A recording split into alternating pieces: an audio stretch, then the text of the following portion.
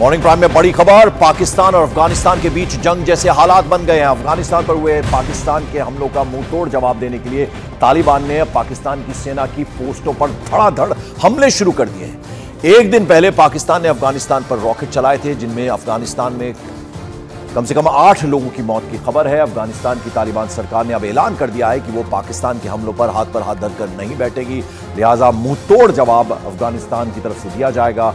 अब जिस तरह से एक दिन पहले पाकिस्तान ने हवाई हमले किए थे, उसका जवाब देने के लिए अब अफगानिस्तान में जो तालिबान की सरकार है पूरी तरह से तैयार है और जवाब दिया जाएगा। ये तालिबान की तरफ से ऐलान कर दिया गया और फिर हमले भी किए गए।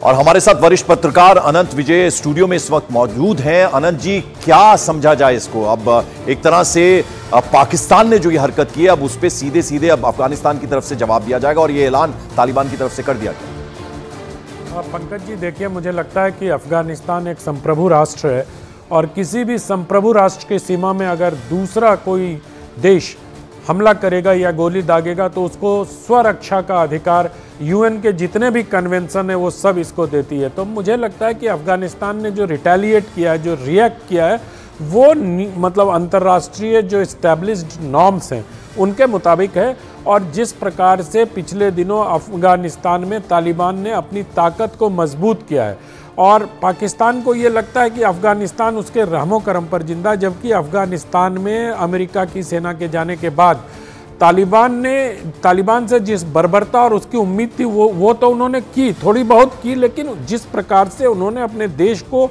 ठीक करने का काम प्रारंभ किया और जिस प्रकार ठीक करने के इंडिया के लिए कितना बड़ा कंसर्न है?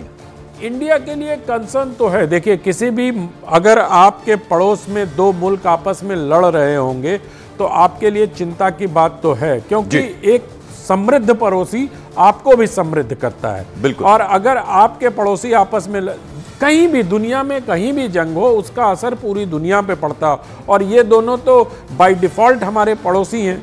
तो ये दोनों अगर आपस में लड़ भिड़ रहे होंगे तो मुझे लगता है कि भारत के लिए भी चिंता की बात है और भारत के विदेश नीति के जो नीति नियंता हैं वो इस मसले पर बहुत ध्यान से देख रहे होंगे इसको।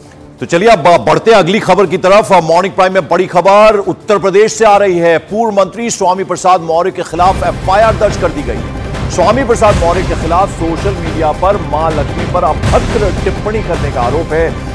लखनऊ पुलिस ने मां लक्ष्मी पर अभद्र टिप्पणी के मामले में स्वामी प्रसाद मौर्य के खिलाफ मुकदमा दर्ज कर लिया है। वजीरगंज पुलिस इस मामले की जांच में अब जुट गई है। सोशल मीडिया पर मां लक्ष्मी पर यह अभद्र टिप्पणी की थी स्वामी प्रसाद मौर्य ने, पूर्व में मंत्री रह चुके हैं और इसको लेकर अब पुलिस जो है वो मुकदमा बाकायदा दर्ज किया गया और अब पुलिस एक्शन लेने की तैयारी में। वजीरगंज पुलिस इस मामले की अब पूरी तरह से जांच में भी जुटी है।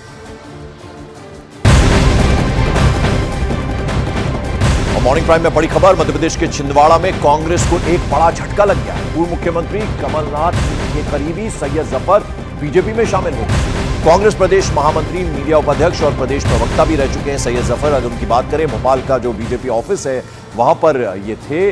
प्रदेश बीजेपी अध्यक्ष वी.डी. शर्मा, उसके अलावा सीएम मोहन यादव ने पार्टी की सदस्यता भी उन्हें दिलवाई है, तो बीजेपी में शामिल हो गए। एक बड़ा झटका कांग्रेस के लिए कहा जा सकता है सैयद जफर का बीजेपी में शामिल हो।